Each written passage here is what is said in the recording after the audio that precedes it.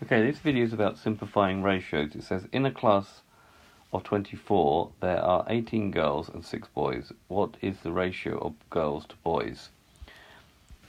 Okay, so the ratio is going to be number of girls to boys. Okay, so there are 18 girls, we'll put 18 here, and then we'll put 6 here.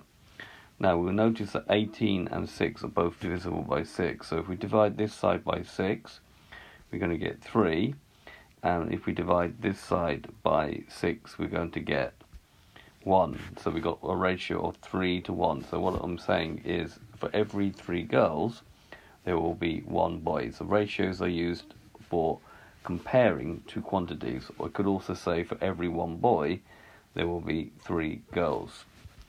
Okay, so this has been a video to show you how to simplify ratios. I hope you've understood, and I thank you very much for watching.